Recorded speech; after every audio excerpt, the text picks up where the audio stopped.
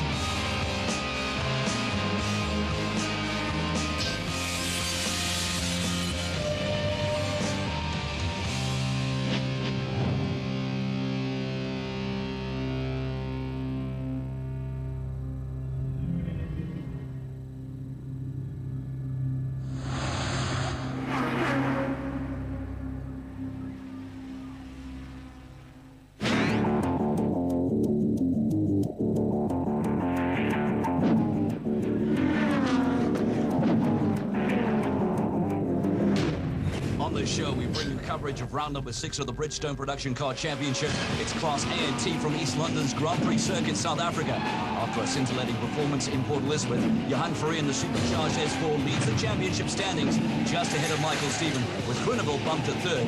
Penny will know points are vital to stay in the hunt. For all the information on the Westbank Super Series, visit our website www.westbanksuperseries.co.za or SMS the word motorsports to 31329 and stay in the loop.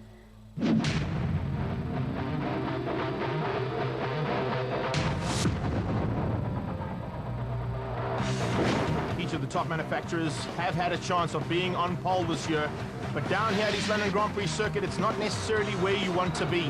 Because of the slipstream effect and, of course, the difference between the rear-wheel drives and the four-wheel drives, it was going to be a tight and hard-fought battle at the front, which would see Michael Stephen and Melville Priest on the front row going at it for the honours of the day.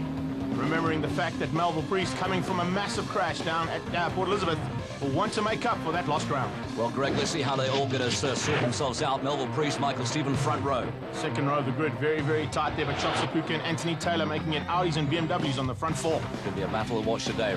Going to the next row, Johan Fourie. Impressive performance, and Henny Groenewald needs the points. His first of the Subarus and first of the Nissans was Marco da Cunha. Alongside him, Richard Pinard in the second Subaru. And a lot of work to do. Paulo da Cunha in the 350Z Nissan. You seem to have a love affair with this race track. You do well here continually. Yeah, we've always managed, a few fast corners followed by a tight in-section, So it's a matter of being brave for the fast stuff and then really sticking your neck out in the slow stuff. So, yeah, it was good. It was surprising. We weren't expecting there, the team's done a great job. Team Afrock's done a great job getting the car ready. They built the car in a week after the big crash in PE. So to come back and stick it on pole for the team, I think is a great effort. Will wind play a factor here today? Yeah, most definitely.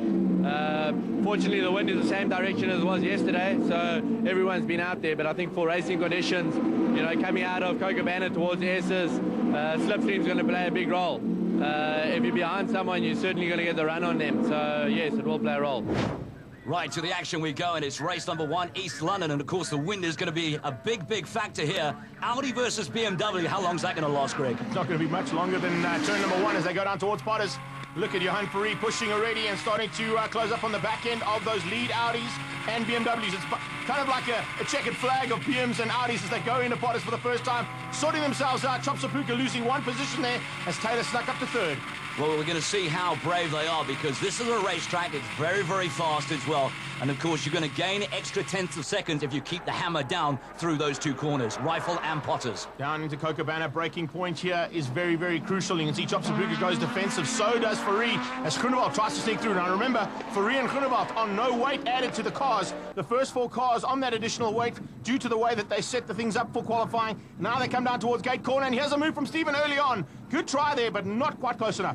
All right, so Priest has got to be careful as well. Taylor, now, of course, after that rebuild as well, Afrox are going to be wanting a good result here as well. Priest on the money at the moment. Nice to see Sapuka is not that much off the pace. Fari's got a lot of work to do. I think he could have qualified better. I love the fact that Chop Sapuka's already sideways. He's not waiting for those Bridgestone tyres to come into the heat that's required. He's going to push them to the limit right from the word go. Now they come up to the top of the hill, and looking for a way early on is Michael Stephen. He's better on the brakes than Melville Priest, and he sneaks up into first place. Can he make it stick? Yes, he can. It's now BMW's 2 and 3. Well, he's not the only person that was doing some sneaking, because Groeneveld got a little low on the inside of Johan Fari, and Fari didn't see that coming as well. So Groeneveld now in front of Fari, and Fari's got to do the chasing. We know that he can chase from behind, but has he got the pace down here at East London Grand Prix circuit? Because at the front end, it looks like there's a problem on the front end there of that car. Michael Stevens' bonnet starting to bobble a little bit. That's going to affect the drive, and of course give a little bit of a worry to the driver about that bonnet popping up and maybe smashing the windscreen. So he'll have to keep his eyes and ears open, but more importantly, he has to keep his eyes and ears on those rearview mirrors, because look at how the BMs are hassling him. They are left, right, and center trying to find the way back, and Melville Priest is pushing him to the limit, dude. Well, Greg, what's so impressive at the moment from qualifying times, there wasn't much that you could throw over as 5 cars that all seem to be on the pace. Right now, we've got an onboard shot from Fari, and Groeneveld, he's going to have a look down the inside. He's defending really nicely at the moment.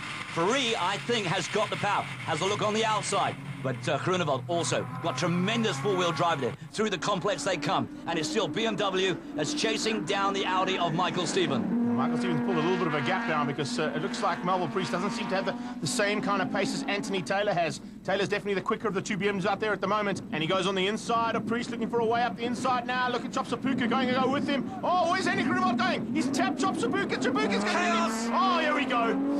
Oh, ding dong. Let's have seconds. Round number 2, 3, 4, and 5. BMWs are stricken. No. So is the Sassel Subaru. One lap, and we've got carnage already. 3 cars out. I saw, there he goes. Look, Chop Sapuka diving into the pits right now. That looks like a front end, done a radiator there. I'll tell you what, this is carnage. How many cars left now, Greg? Well, there's 4. There were 9 cars out there. There's 5 cars left, as there's 4 stricken on the sideline. 2 Afrox BMWs, 1 of the Sassel Subarus, and of course Chop Sapuka. Yeah, we're on board with Johan Fari. Fari was very lucky to miss out on all this action. He just tucked on the inside. Well done to him. He moved to 2nd place behind Michael Stephen, who wasn't involved. Henny Groeneveld late braking from nowhere. I don't know where he think he was going, but he definitely got that one all wrong. The 2 BMWs and the Sassel Subaru, and eventually Chop Sapuka pulls off. Here we are on board with Johan Fari once again, closing up on Michael Stephen. And Michael Stephen now leads up with Fari closing him. It's India Oil Audi versus Engine Extreme Audi. Battle of the oils, battle of the Audis. Well, I'll tell you what, Marco De Cunha might be giving him a little bit of a wink later on, because he managed to get him through all that carnage. It was like NASCAR, you know, when there's all smoke and mirrors and you just put your foot down, you go through it, and he took Marco De Cunha through there really nicely. But here is the heat, and it's being thrown down by Johan Fari on Michael Stephen. Has a look around the outside. Has he got the pace? Oh, a little bit of a nudge. Stephen's got the better line here. Fari will have to go on the outside. You can only get 1 car through, Potters. Oh, this is going to get ugly. Oh, it is ugly. Fari's off. He's on the grass. Fortunately, he got Quattro, so he'll keep it buried on that grass, get back on the black stuff. But he's lost the drive now, and Michael Stephen should have this one wrapped up. There you can see, that is the difference between 1st, 2nd, and 3rd. And what a good recovery here from Johan Fari. Considering he went off at like close to 220 kilometers an hour, managed to keep the Audi going, and he finishes up in 2nd place. The checkered flag is waiting, though, for Michael Stephen. Yeah, brilliant drive, and of course, no pressure whatsoever. Fari's done well to get 2nd, missed all of that. And look who comes along for the ride, a podium for Marco De Cunha. 370Z getting its first podium. What an awesome drive there from De Cunha. He also managed to stay out of that big fracas down at Beacon Corner. But Michael Stephen was the man to beat at the end of the day. Johan Fari tried hard enough to go off-road, and he gets 2nd place for all that valiant effort. De Cunha, Pennard, and De Cunha are your top 5. Chops in 6th. Can they get him back for the next race? The 2 BMWs, Priest and Taylor out, and the Rogue in the mix, Henny Groeneveld. Was there any touching in Potters? We saw him trying to go around the outside, and was it a mistake? Was there a little bit of banging going on there? No, there was no banging. I mean, we went through there side by side. Potters is a corner that only 1 car can go through at the best of times. It was just one of those things. We touched in the middle of the corner. I was on the inside, so yeah, we've chatted about it now, so yeah. Good start to the day. Most definitely. See if we can repeat it in race 2. You had a major shunt in Port Elizabeth. Now you're back in the wars again. Any idea what happened? Yeah, it seems like the footage that one of the Subarus just made a little error, ran onto the grass, and once you're on the grass, there's no stopping. So he took both BMs out in one. Well, he actually took 3 cars out in one foul sweep, you know. So it's tough. It's tough on the team who have just rebuilt the car from PE. You know, Team Afrox have been working hard the last week to get the car. Yeah, we get it on pole. We're sitting in the second lap of race one, and suddenly our wheels off. You know, it's terrible. I've got to ask, because a lot of rumours flying around, and let's go to the source. What happened? Yeah, sadly to say, my error, mistake on my part, just mistimed an overtaking maneuver on chops, and as he was on the brakes, at the time that I was trying to slingshot to the inside and caught his right rear, which sent me in, sort of became airborne, and with that couldn't brake and drove straight into Anthony, which pretty much spoiled BMW's days too. So pretty sorry about that. So race number 2, it's an inverted grid. 4 cars get inverted. Not much to invert though, Greg. Only 5 cars make it to the grid, unfortunately, due to all the roads that happened in race number 1. But there's going to be more action. Here we go. And it's Henny Groenewold's teammate, Richard Pinard, who now has to take up the mantle for Subaru. But check at the pace that Johan Fourie got off the line. He got side by side with him, and he comes from what would be 3rd place on the grid to take the lead. Yeah, that, for me looked like a jump start, but clearly not. He just was filling up the gaps. Probably they're doing that because it was such a small field. Rather than have the gaps and get slingshots, that can cause problems. And Michael Stephen now has to get past Pinard as quickly as possible, because look at the gap that Fourie's pulled already. He's going defensive on his teammate Chop Sapuka, and there's no in-house battle. Well, there is an in-house battle there. There's no rules that say that you've got to stay. Oh, and as you say that, Pinard runs wide and just opens the door for both of them. Both Audis going to sneak through there, and Richard Pinard making an uncustomary mistake down at Cochabamba. Good stuff for Chop Sapuka's mechanics, because he obviously had some radiator damage there as well. They've managed to replace that, or sort it out, or duct tape it, or do something. But he's racing, and that's good to see. Unfortunately, duct tape was in big effect there, and you can see both the front headlights have been taped up big time. So Chop Sapuka is back in the mix, and he's up to 3rd place. So if he can just hang there, he's going to get some very valuable championship points. The only problem that we've got, though, is that there's only 5 cars on the racetrack at the moment, and that's due to the fact that when we do have the Park for May on the grid, there was not enough time to sort out the 2 BMWs and the second of those Sassel Subarus. Well, I think those BMWs were clearly, critical sort of accidents as well. I don't think they would have had any time, whether it be an hour or 2 hours, to fix those really big bangs. And I have to feel sorry for Melville Priest at this stage, because really, I mean, they've just spent so much time rebuilding his car, gets it on pole position, and they're out after literally 1 lap. So a big bad luck scenario for the BMW Team Afrox. Anyway, back to our action. Final lap, Johan Fourie, no competition here. He's going to walk away with us, and Michael Stephen can only just watch and in awe just follow him around this racetrack. It's going to be Audi's 1, 2, and 3, the Engine Extreme boys 2 and 3, and the Indy Oil car of Johan Fourie should take the checkered flag. Pinard will finish up, and a good drive from him to take that 4th position. And of course, Paulo da Cunha out there as well. He's going to be pushing hard right at the back to get to the front end of this field. But look at him, just showboating for the crowd. Fourie is going to be ecstatic with this. He's got a 2nd place in race 1, and he's gone 1 better in race 2. Michael Stephen gets the 2nd, and of course, at the moment coming into this race, Fourie was 6 points clear of Stephen. And now he's back. That 6 points has now been negated, because Stephen won the 1st race, Fourie the 2nd. Fourie is still 6 points ahead in the championship. Looking good at the moment as we get to the confirmation results. Fourie, Stephen, Sapuka, Audi's 1, 2, and 3. Pinard in the Sassel Subaru, and Paulo da Cunha from pit lane up to 5th. Champions' aspirations now must be ringing very, very loud. There's a big chance for you here. Yeah, no, I think after these 2 races, Michael and myself are still tied on the same amount of points as before this weekend started. I think I got 2 fastest laps in that races. It's just a pity by qualifying. I think we could have really been on top end or the front end of the grid. The 2 hoses between the airbox closed down because of the smaller restrictors. I just sucked the pipe closed completely, so I had no drive. And I thought the throttle was a problem in yesterday afternoon and this morning, but eventually found a problem and the car was fast enough.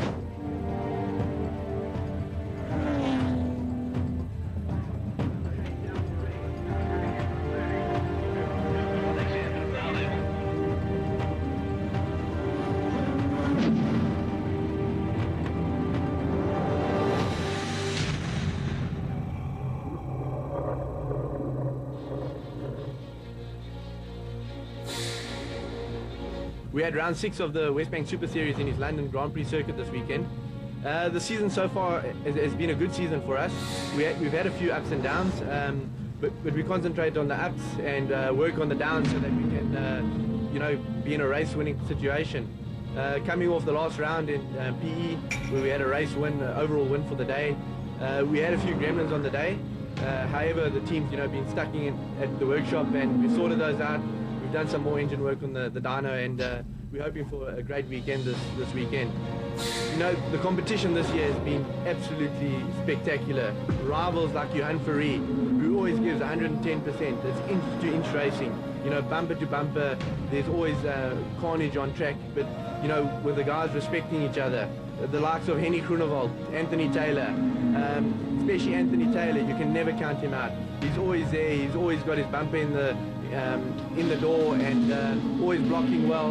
And, you know, these drivers, we've got respect for each other. They're all multiple national champions, and we're going out there to give it our best and to beat them. I would just obviously like to thank our main sponsors, the Engine Extreme team, Engine being the main sponsor, the likes of Audi, Southern Sun, Luke Lutcher, Dixon, you know, and Terry Moss Racing. Without them, we can't go racing, so thanks very much to them. This is obviously world-class racing, the Bridgestone production cars.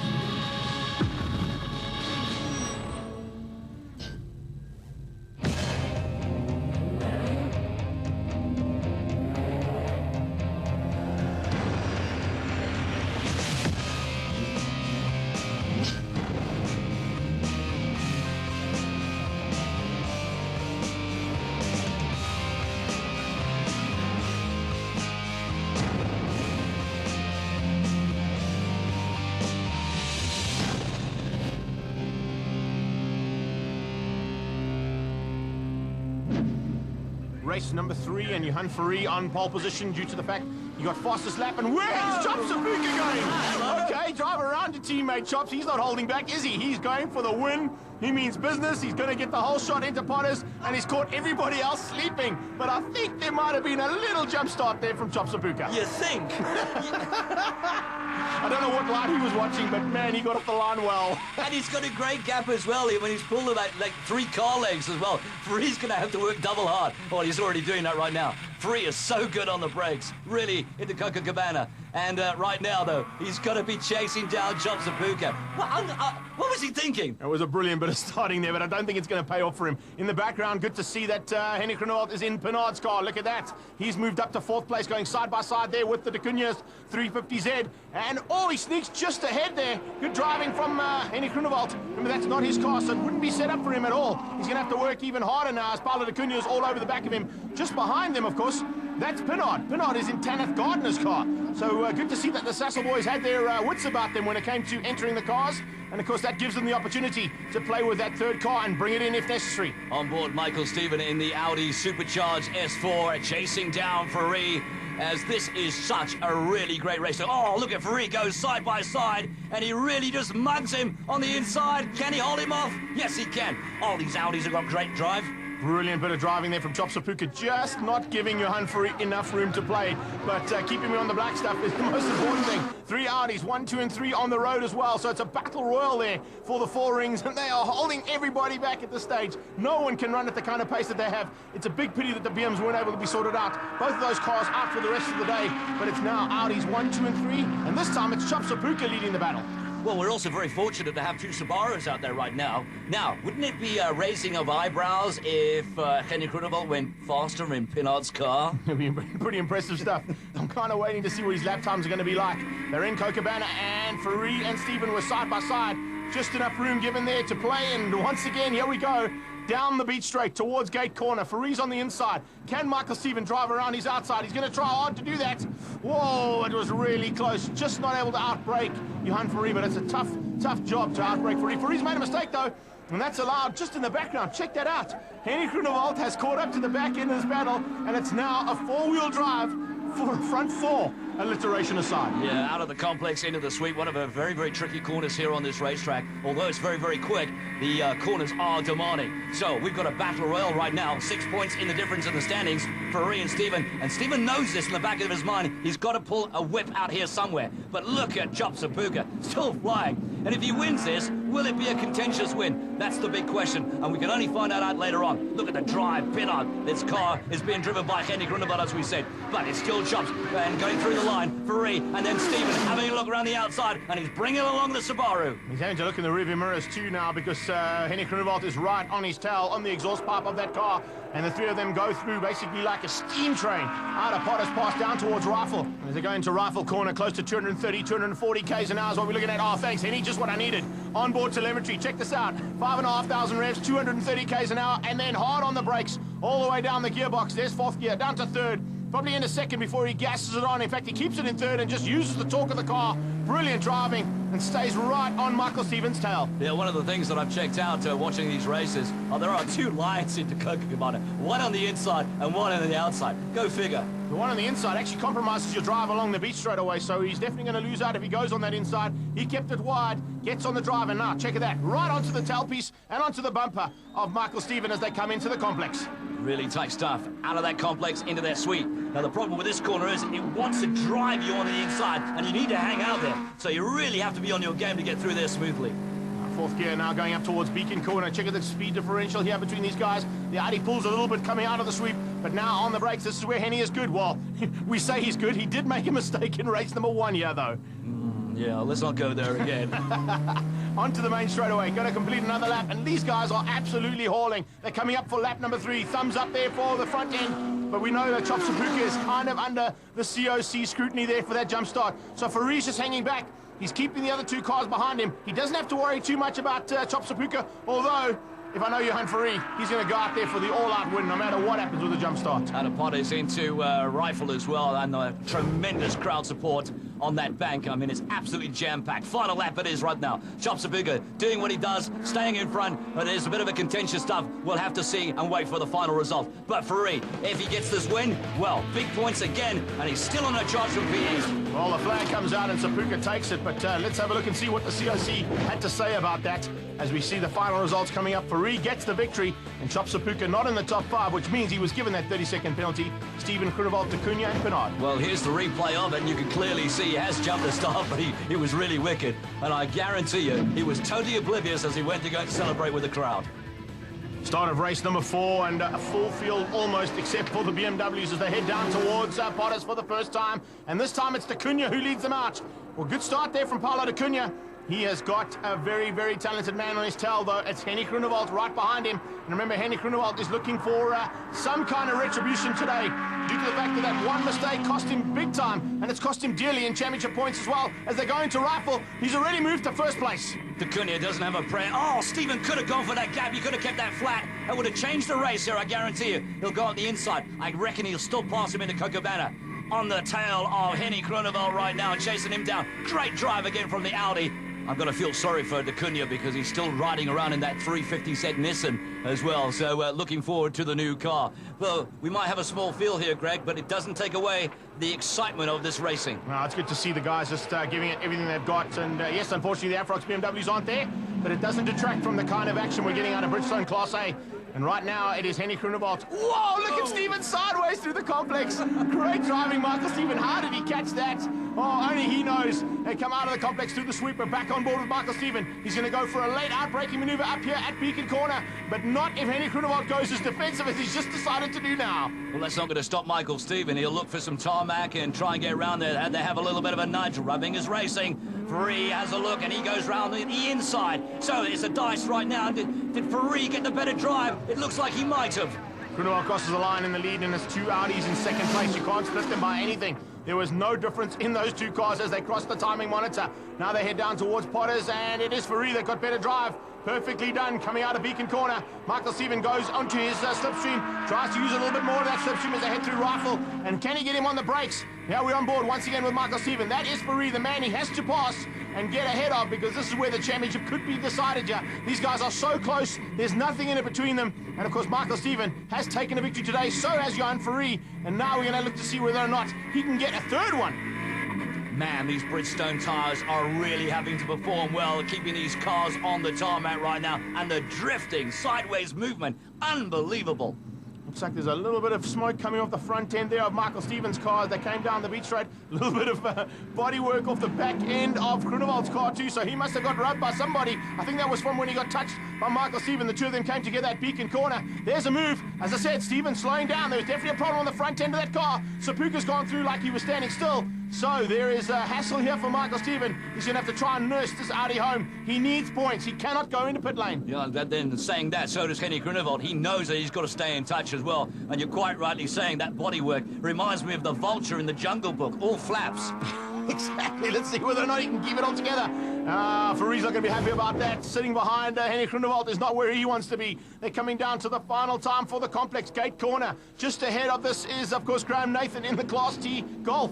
And now, will he come into play here? Let's have a look. He moves out of the way. Great driving there. And you can see, this is so close between these two guys. There is no doubt about it. Henny Groenewald is not going to give this up. Oh, look at the drifting on that car. Farid chasing him down, and Groenewald is holding on for dear life. He would need a race win here just to stay in touch. Chop Sapuka wants to make up for lost ground too. Remember, he was demoted down to 6th place because of that jump start. Oh, Farid had a big look, but can't make it tick. It's going to be a drag to the line. It's going to be 3 cars almost side by side. If Sapuka can do anything about it, they come across the line. Groenewald is going to hang on. Only just though. How did he hang on to that? Brilliant driving by Henny Groenewald. 2nd place goes to Farid and Chop Sapuka. Well, you could throw the proverbial over them, that's for sure. Absolutely fantastic, exciting stuff here in round 6 in East London, just like we like it.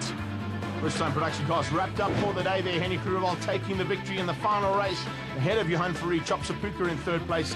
Michael Stevens survived to 4th, and Pinard finished up in 5th. Yeah, the last 2 meetings not good, and especially today, I think I firstly have to say thank you to my teammate Richard Pinard. After my error in the first race, he gave me the opportunity to at least try and get some championship points, and yeah, you know, rough day, but at least a good way to finish and to give the boss of Team Sazel Subaru at least a good birthday present at the end of the day. 3 rounds still to go of Westbank Super Series and Bridgestone production cars, and Johan Farid leads out ahead of Michael Stephen, Henny Groenewald and Chop Sapuka. It's basically an all-wheel drive battle for the top part of Class A.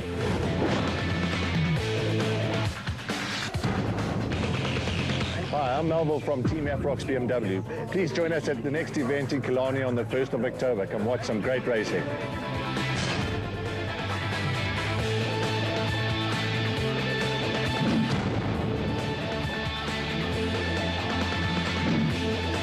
Coming up, Class T action from East London. It's going to be wicked.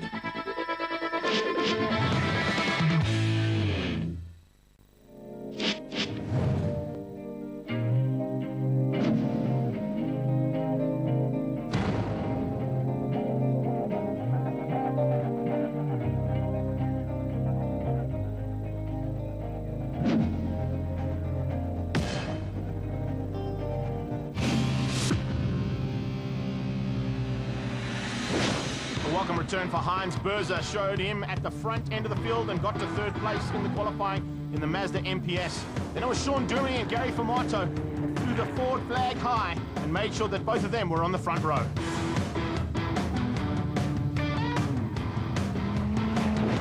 Fords 1 and 2, Formato and Durmany, going to be a tough team to beat today. They do look ominous, don't they? Next row, Hein Berzet and Graham Nathan will need the points today. 3rd row of the grid, Nizam Essa and Gennaro Bonafide down in 6th place. Not looking good there. Ebrahim Levy in a new coloured car, and then Kurt Algen. Pole position, Gary. You found something there. Look good. Yeah, it's looking great. I mean, it looked good yesterday afternoon when we were in practice, and well, it's the kind of time that I thought we'd do this morning. I mean, we look at what Michael did yesterday on new tyres in the Opel. It was round about there. So it's a pity for him. Unfortunately, he seems to have had a couple of mechanical problems, but our cars are looking great. The team's done a great job. I think Triple 8 Performance has really, come to the party and given us some great improvements here, and it's what you need for this kind of track.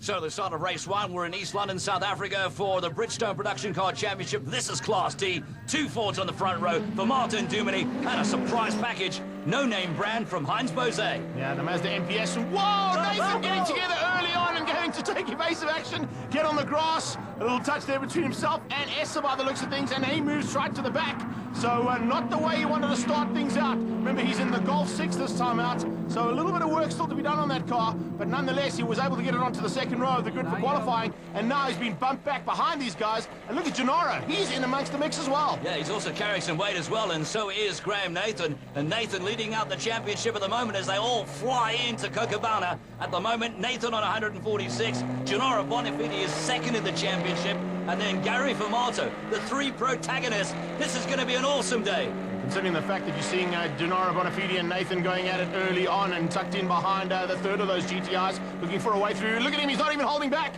The Golf 6 sneaks up ahead, and Levy has been demoted one position down. The Jive GTI, unfortunately not able to keep Nathan out, because look at him, he's trying to close down on the battle. It's already spread out due to the fact there's in-house fighting amongst the Volkswagen boys. The Mazda and the Fords are getting away. Yeah, 5 GTs back-to-back at the moment. Up towards Beacon Corner, and well, look at Duminy doing everything he needs to do to keep Berza at bay. And Heinz Berza, good to see him back again. That Mazda MPS we know has got some good pace. Unfortunately, just hadn't had the kind of budget to run the entire season, but it's fantastic to have him back in Class T. Well, maybe Pick and Pay can sponsor him, because they're also no name brand. Exactly. Right across the line, it is Berza closing onto the back end of Germany. Germany just playing the defensive role, keeping everybody else behind his championship contender, Gary Formato. Now remember, as you said, Steve, Formato was in third place coming into this round. He's in first place on the road, and his man that he has to catch is in fourth. So it's all up to Nathan now in the Golf 6 to close down and catch those boys at the front. Yeah, I spoke to Gary earlier on in the day, and of course he was actually really stoked. The mechanics have been working hard. They've done some development and some more issues with the car, and he's starting to feel really, really confident. Well, it's about time. We're in round number 6. Ah, that's awesome stuff. And as you say, in Class T, fantastic racing. We've already seen world-class action in Class A. We're going to see some more of it here in Class T, because look at that. That Golf 6 has closed up. So no matter what happens, Gary Formato is not getting away from his teammate. His teammate is doing a perfect job of keeping everybody else behind, but he's slowing the pace down and allowing Nathan to close up. Yeah, watch out. I think Heinz Berza's got something to say about this as well. Nathan's going to want to get past him, so he brings pressure to bear through that sweep. They'll go up the back straight on the way to Beacon Corner. And, of course, the gaggle behind us, the GTIs. Nice to see Kurt Elchin. A little trip up from Port Elizabeth. Nice to have him racing here at East London. Check out offensive. Germany goes into Beacon Corner, holds that inside line. There's no one going to get through on that inside line. There you can see the fracas that happened with Class A. Unfortunately, the 2 BMWs and the Subaru out. And problems in the background as well, as you see. Levy holding everybody up. Kurt Elchin goes on his inside. S is going to go with him, but Gennaro Bonafide is nowhere. He's stuck behind the other 3 GTIs. As we see, Nathan's got ahead of Berza. Have you noticed a little Calcutta Cup meeting at the back with the GTIs? Yeah, it's Class T. I didn't realize it was T20. These guys are just getting at it right now, around the outside. Can Nathan do this? Look at this, Golf 6 versus ST Focus. He's gone around the outside, and he gets past him in Raffle Corner. How do you do that? In a GTI, and he's got the, oh no, there's a problem with the ABS there. You can see the lights are coming on. That's going to affect him. If those lights are coming on, the indicators, that means that the ABS system is kicking in, and they've been trying desperately to sort that out. I just thought there might be a rewiring problem a lot. I didn't realize it was the ABS. Well, you know, you just goes to show. You learn every single day. Ooh. Oh, a nudge. Oh, right in the back. Hey, I'm here. Graham Nathan goes, oh, has a look. And Formato blocks him off. He knows he's under pressure. Through the goblet. Oh, a bad mistake. Is there something wrong with Nathan's car? Duminy came back at him. Got it. Oh, there's a problem. He seems to be slowing up there a little bit. Maybe he's damaged the radiator. He'll have to wait and see. He'll try and nurse that car now. But more importantly, Germany got through. And Graham Nathan's hard work through Rifle Corner, unfortunately, hasn't paid off for him as they get back to Beacon. There's Germany in second place now. He's got to do it all again. Let's see whether or not there is actually a problem on that car as they come out of Beacon Corner. Will he get the drive in the Golf 6? This is the Golf 6 GTR taking on the Ford Focus STs at the front. Whoa! Hello! How does he see where he's going? Ibrahim Levy? He doesn't. He's using the Force, Luke. He's using the Force. Brilliant stuff. Levy's going to have to replace that as well. Nathan looks back on the pace as well. Maybe you've just missed a gear change in that the time that we saw him. Anyway, through out of the complex into... Oh, what was that dragging behind Heinz Berza's car? A little bit of damage everywhere at the moment. You can just see that Graham Nathan is trying to get past Germany. Germany blocking the line every single time. A great Dr. Block roll here from Germany, but that's what he needs to do. He wants Formato to win this championship, and you can see how hard he's working. It's a team effort at the front end, and Graham Nathan, unfortunately, doesn't have a teammate to play with. He's got to do it all on his own. So, checkered flag out for Fords 1 and 2. Graham Nathan in third, and Formato is back in the running in this championship standing. Fantastic. So Formato taking the victory and first blood in Class T. Great driving from him. He basically wasn't hassled other than a little tap from Graham Nathan, who eventually finished up in third place behind Germany, and Berza in fourth place. A welcome return to him. Bonafide in fifth. Massive GTI performance at the back. It was Kurt Elchin, Abraham Levy, and Nizam Essa. The results of race number 1. It got a little bit hairy just before you got into Potters, but you brought it home. Yeah, look, I mean, I think Graham must have made a mistake and got into the back of me, and I got offline, and had a bit of a coming together there. We're all over the show, but I mean, it was fine like that. I think what we do know is that Golf 6 is very fast. I mean, it's maybe didn't qualify well, but it's extremely quick. So I don't know if we can actually race him for pace in the second heat now, but look, we'll save what we've got for this afternoon and have another go. Race 2, and it's an inverted grid as we saw in Class A, and it's Heinz Berzer who inherits pole position. He's going to try and get away from both the Ford. Gary Vermaat is going to push him right from the start. Check that out, the two GTIs having to leave from pit lane. Unfortunately, Graham Nathan is not one of them. He wasn't able to sort out that radiator problem as we were on board with Gennaro Bonafide as they're heading the Potters Pass. It is Mazda, Ford, and the GTI. Battle is going to now be taken up by Gennaro Bonafide in the Ferodo GTI. Look at the crowds on the banks. They're really enjoying the day's racing as well. And we've had some great action in Class A, and we're not over in Class D. Here comes Berzer in the Mazda 3 MPS, and under pressure right now from the Fords into Cocobana. Really tough place to actually overtake if you can. Gennaro Bonafide trying to go around the outside of Sean Dermody, and he wants to make up one position. He saw that Gary Vermaat snuck ahead. Oh, look at that, he's being forced wide there. Oh, a little tap between Bonafide and Dermody. Dermody's not holding back here today at all. He means business, and he is not going to let anybody get close to Gary Vermaat. Oh, Bonafide tries to go on the inside, but Dermody saw him coming, slams the door, and is not going to let Bonafide play nicely here at all. Whoa! Dermody sideways. That is brilliant stuff. Maybe Bonafide got him a little tap right now. Just watching Bonafide's eyes in the rearview mirror. Very shifty. Moving up towards Beacon Corner now. Will he go on the inside? Yeah, Dermody goes defensive. Holds that inside line. Bonafide's not quite close enough just yet, but if he goes wide, he might be able to slingshot onto the main straightaway here and get a better drive for the main straight to head to Potters. Remember, there's a bit of a tailwind here, and he can use that tailwind. The slipstream effect is not that hectic because you've got the tailwind, and there you see Gary Vermaat going for it. He crosses the line. Berser's now gone to second. It sounds like the Mazda might have a problem. He's slowing. So the Mazda MPS, unfortunately, out of the top three as Bonafide goes to third. Such a pity as well, don't you think? Because, I mean, it was nice to see him back. He's been missing for a few rounds as well. Nice to see Berzer coming back with that Mazda as well. It's always had good straight line speed as well. Fortunately, we've now just losing cars left, right, and centre. Heading down towards Cocobana Corner. It's Fords 1 and 2. Bonafide wants to find a way past, and he wants it bad. Remember, we don't have Graham Nathan out there, so this championship is going to be blown wide open if Gary Vermaat stays where he is. So it's now up to Gennaro Bonafide to go at it and try and retain his second place in the championship ahead of Gary, and to do that, he's got to beat him. Well, sure, Bonafide is acknowledging that. He knows that. He knows exactly where he is in the standings. That team is run very, very professionally. They know at any given race where they stand, and he'll know the dangers if he keeps dropping points to Vermaat, second place out the door. But more importantly, as you say, Nathan's not there, and it's blown wide open. If he has a great day today, which it looks like he is, Vermaat could be the new championship leader. Let's see whether or not he can keep it all together, but he's got to get past Dermody to do that, and Dermody is not making it easy for him. Dermody is playing, as I said in the first race, the Dr. Block roll to perfection here. No one is getting past his ST Focus. He goes inside. It's up to Gennaro to try and slingshot again. Can he get it right this time? He comes wide, takes the apex very, very late, gets on the power early, now tries to get the drive. He's gone a little bit wide there. It might have affected him slightly. We'll have to wait and see. He's still not passed. How frustrating is that going to be for Gennaro Bonafide right now? Oh, man, he's just swearing left, right, and center. The air inside the cockpit is blue. He's going wide, he's gone left, he's gone right. The only way he can try and get through is if he drives through the back windscreen. Is that the only way? I think so. All right, so on their way up to Beacon as well. Vermaat leading out, and as he said, Dumini's just playing his role, and he's only allowing Bonafide to try and attempt to go around the outside. That's not great. He's going to sit there being frustrated, going to be angry, and he just wants to get through. He knows, and there, you see, there's the frustration sitting in right now. The frustration is just building and building and building, and I'm sure that it's eventually going to blow, unfortunately, but the checkered flag has come out, so they'll have a chance to just chill out a little bit between race 2 and race 3, but it is Gary Vermaat who's taken 2 victories yet today, and even with those 2 victories, unfortunately, still hasn't taken the lead of the championship. He is missing it by 1 point. Graham Nathan not making it out, and he's just hanging on to a slender lead. So the results as they stand: Gary Vermaat, Sean Duminy, Gennaro Bonafide, Ephraim Levy, and Kurt Alchin, your top 5. Gary Vermaat in Team Ford, outstanding and fairly easy after all.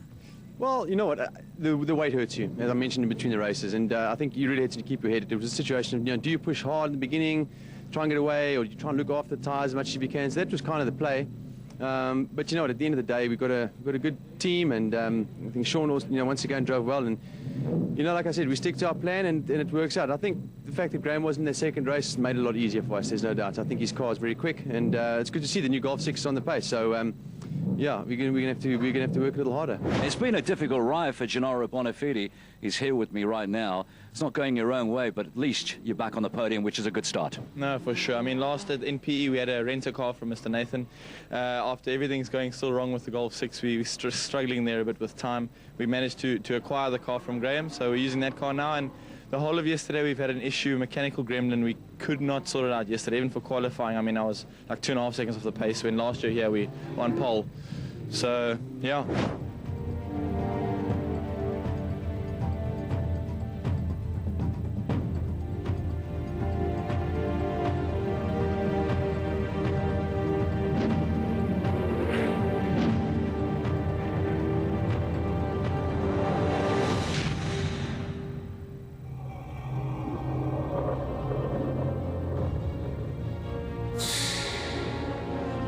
We're coming to round 6 at East London this weekend. We're lying 4th in the championship at the moment. Last round at PE, some niggling problems, but we managed to finish all the races. And we're hoping to get a strong performance out of the car this weekend.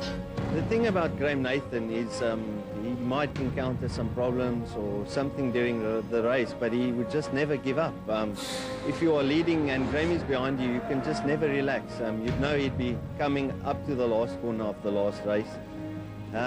With Gary Formato, the Ford team brings a whole new perspective to the racing. They've always seemed to have some strategic plan, with Sean also helping out, and sometimes very difficult to pass, and that plays also a big role in the racing. And with Gennaro Bonafide, it might be because he's so young, but it doesn't seem like he's got any boundaries. You've got to watch out for him as well. We've come into the season with a new sponsor, Williams Hunt, who's been absolutely tremendous. It's been really an honor to have them on board. And hopefully we can carry them through to next year and the years to come. If I have to think about my strong points, I don't really care. I just want to win every single race.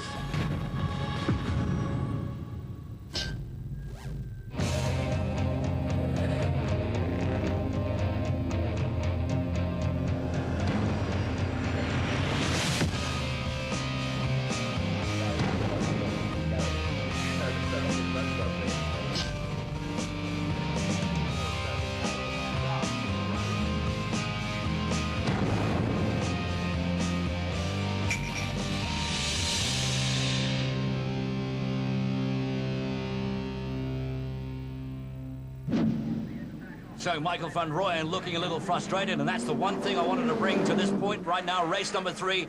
Michael van Rooyen's been missing in the last 2 races. Blew his motor in qualifying. Gary Formato alongside on the grass, and then Graham Nathan gives him a little bit of space heading into Bottas. You don't want to be doing that. Oh, late braking is required, and that's exactly what Graham Nathan did, but it wasn't late enough to keep Formato out. Dooney leads, Formato in second, and Graham Nathan with his stablemate on his tail. The 2 GTI boys have got to try and work together here and not get frustrated by the ST Focuses in front. On the way down to Copacabana, really, really hard on the brakes as well. If Gennaro Bonafide's got any sense, and he does do, he might just have to stick behind Graham Nathan, because Graham Nathan will always find a way, as he's trying to do right now. Well, Dooney opened up the door there, allowed Formato through. He's not doing the same thing here for Graham Nathan. Remember, Graham Nathan, the only Golf 6 GTI out there at the stage. The 2 Golf GTIs behind him are Golf 5s, and they come into gate corner. It's Gennaro Bonafide going and pushing Nathan very hard. We're on board with Nathan here. Whoa, look at how close he gets. A little tap there. He's going to go through. He forces his way through. There's no doubt about it. Changing through the gearbox, and Dooney comes right in. Dooney just runs him wide. What is going on here? Star Wars, bud. That's a war. That's a war out there right now. Oh, this is awesome stuff, and Dooney just losing out again. And Nathan is not happy about this at all. You can see the gesticulations coming from the car. Gennaro Bonafide snuck through in all the fracas, but it is now Nathan in third, Dooney in fourth, and he's being pressured so early on already now by Essa. The Azrin car comes sneaking up on the back end, and he's going to try and help out his Golf 6 GTI compatriot in front of him. And here's the replay, as you can see. Dooney's completely sideways going into the complex. He gets a little tap from Nathan, who tried to stay out of his way, and then just comes driving straight into the side of Nathan. There was no room given there whatsoever. And of course, Graham Nathan is sitting there thinking to himself, what am I supposed to do? I'm on the inside, I've got the drive through. Dooney just turns in and then just keeps it buried and takes out Nathan completely. Oh man, that is not the way you want to play this game, but of course, it's not for us to decide what happens there now. It's now to decide what happens on the track. Well, I just thought there was great presence of mind from Gennaro Bonafide. I mean, he had nowhere to go as well. He had to get on the brakes hard there, and just as well he did too. So they're back into the complex now. Gennaro Bonafide being closed down once again by the Golf GTI. That's the 6 there of Graham Nathan, and the Indy Oil car has already been involved in a lot of action on the track and off the track. He's given enough room for a lot of guys to play, and now looks in his rearview mirror. He's broken the gap. He's saying to Gennaro, come on, let's go and get Formato. We've got to work together here, and we cannot have a little in-house fight between the Volkswagen group. Well, I don't think Nathan's got to hang around or worry about what Gennaro's going through his mind at the moment. We've got a championship standing and points are vital. He's going to have to blow past Gennaro Bonafide. He got a bit of a lucky gap getting into the place ahead of Nathan right now, but he'll chase hard, and Bonafide's going to come under loads of pressure. Well, on the road right now, Formato leads out. Gennaro's in second, and Graham Nathan going for second place into Potters. Will he make it stick? Yes, he will. So Golf GTI 6 takes on Golf GTI 5 and wins out into Potters Pass. So the championship battle now is first and second on the road and first and second in this championship. Gennaro Bonafide slowing up a little bit there, and Dermony's back at him. Look at that, Sean Dermony around the outside looking for a way on Gennaro Bonafide. Bonafide's going to be very late. He's not going to give any room to that ST behind him. And check, you can just see the smoke coming off some of the tires. It's getting a little wider than normal there through that line. Oh, pick one, for goodness sake, please. Final lap. All right, 5 seconds, and there's no ways he can bridge that gap at the moment. Formato's going to win it, Nathan in second. All the damage was done, and thanks largely due to Sean Dermony's defensive driving. So, Ford in the pound seat. Looks like we'll have a new championship leader. There goes Nathan through. There goes Bonafide. And here comes Sean Dermony with Esser on the outside of him. Yeah, he's going to be under the scrutiny of the COC, though. Formato takes the lead of the championship by taking the 3rd victory of the day. Graham Nathan in second place, just keeping him within the grasp. And Bonafide in 3rd. So, race forward, inverted grip, 6 laps we go, more sprint, Esser's on the front row, Levy still unbelievable, racing without a windscreen. Yeah, I just love the fact that he's taking the windscreen out and the rear one, otherwise going to blow out everything else. Esser gets the drop, though, and gets the whole shot into Potters. He is going to be hassled early on, and you can see there's no holding back here, as it's Dermony in second. Nathan around the outside of Levy, and he makes that one stick. But here we go. Nathan and Formato, 4 and 5 on the road. Well, once again, we've had a lot of incidents throughout the entire day. Fields have been decimated, but once again, I've got to stress, exciting racing, Greg. Yeah, brilliant stuff in Class A and Class T. Probably in Class T, we've seen a couple more cars survive the action on the track. But it's a bit of survival here to the end of the day now, as we see Dermony hassling the back end of Esser. And the same thing coming from the outside of the ST Focus. That is Formato on Gennaro Bonafide, but the Formato man just hangs on to keep that 3rd place. He sneaks up on the inside and nearly gets ahead of Dermony. Fantastic, really. I love this complex. It really, really is good driving through here as well. And that sweep pushes you to the right. You've got to really bend it round to the left to get through there and carry corner speed. So, a little bit of a bump. Gennaro Bonafide. Now, they've had an incident in the last race as well. There's no love lost here, that I can assure you. Now, one thing I'm a bit concerned about now is the frustration factor, because remember, the frustration could be seen visibly on the onboard camera from Gennaro. He goes on the inside. He gets good drive, but Dermony comes alongside and just forces him out again. It's going to be a battle royal here between the Fords, and there's speaking of the Fords, there's the second of the Fords as Formato sneaks through and gets ahead of Gennaro Bonafide. Well, that's interesting stuff as well. He's lost 2 places in 1 corner. Unbelievable stuff as well. On the way down to Potters as well. He's really, really got to try and reel these guys in, fighting the steering wheel. Really on the pace through here. What speed do you reckon? Yeah, we're getting to probably just over the 200 km/h mark as they head up towards Rifle. They'll be pushing to 210 km an hour. And it's Bonafide who snuck up into 3rd place. He's got past Levy, and he's on the back end of Dermony. He goes around the outside, late braking. He was much later on the brakes than Dermony, but Dermony is still on the inside line and is not going to give him any room. Just goes to show you need to use Formato. Yeah, for the braking, that's for sure, but Ford seemed to have the power, because coming out of the exit of Rifle Corner, 233 km an hour there for that ST Focus, and he's used it to good effect because he's gone around the outside. Can he make it stick? No, he can't. Little tap between Gennaro and Dermony. Oh, here we go. Onto the grass. He's going to come straight back at... he's holding that inside line. He's not going to allow any of these GTIs through. Dermony is forcing everybody wide. They are not going to get near Formato. unbelievable. I can actually just feel the tension in that driver's seat at the moment with Gennaro Bonifati. I don't think this is over by any stretch of the imagination. I still think we're in for a bit of a surprise here. And let's just hope that the frustration doesn't get the better of Gennaro Bonifati, or for that matter, Sean Duminy. Onto the straight they go again, and he still tries to get drive, and Duminy still blocking the line. Gary Fermata, though, leading out and where he needs to be. We've still got, what's this, 2.5 laps to go coming into the complex. 32 and 42 going at it. And, of course, the 32 man, the Ferodo GTI, as we said, feeling frustrated earlier on. And now it's just the frustration is building. There's no doubt about it. He wants past Duminy. He's quicker than Duminy at the moment, so he definitely has the power to get past. But, oh, hello! I was waiting for that. The frustration has now paid off. And there you go. He can't block all the time and just keep blocking. Eventually, something has to give, and it is Sean Duminy's ST that ends up in the tyre wall. Well, I think there's going to be an investigation there as well. Didn't really see precisely what happened there. But anyway, Gennaro Bonifati putting his hands up going, well, where's Sean Duminy now? You know, let's have a look at the replay. Makes any sense? I don't know. Have a look at this. Comes on the inside. You can see Duminy goes to block. Gennaro goes on the inside. Duminy comes across at him and actually just rubs the front bumper. Gennaro had nowhere to go there. He had already committed to the inside line. Duminy saw him, tried to force him wide, and in fact, it was actually Duminy who made the mistake there. He could have given him a bit more room and just stayed on the outside. Eventually, you have to find a way past, and, well, there's the Ford in the tyre wall. Very expensive stuff indeed, and we've seen a lot of that happening in Class A and Class T. It's costing a lot of money. So, Graham Nathan not in the mix there, and Fermata will actually cruise to victory, Gennaro Bonifati, and the reason is Nathan is circulating slowly. Yeah, he's stuck in first, second, and third gear, unfortunately, and 160 k's an hour is the best he can get out of that GTI 6.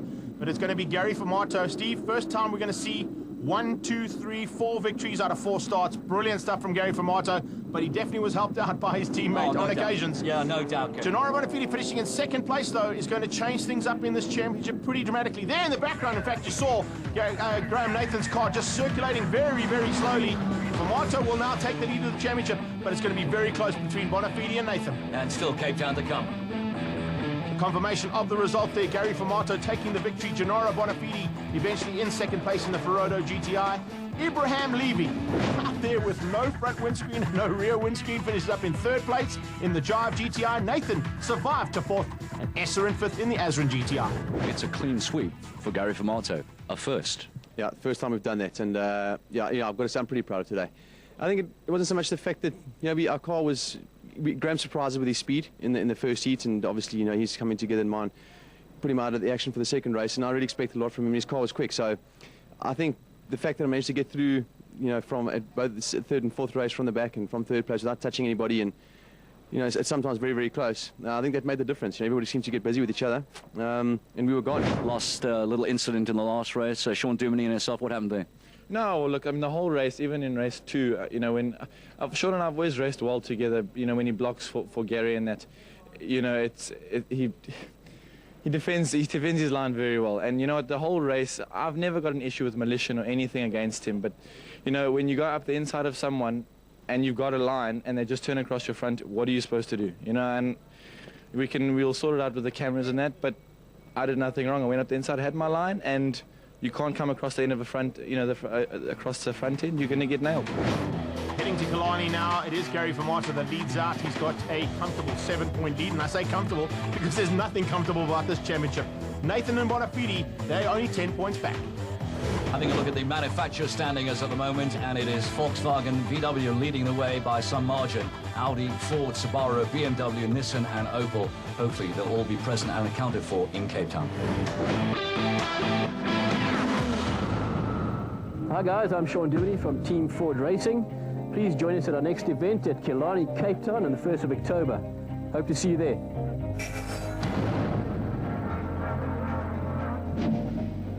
For more information on the Westbank Super Series, log on to their website, westbanksuperseries.co.za.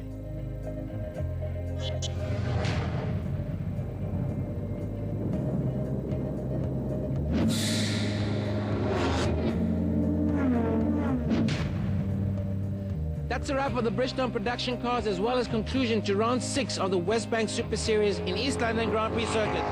Next round is down in Cape Town on the 1st of October. See you then.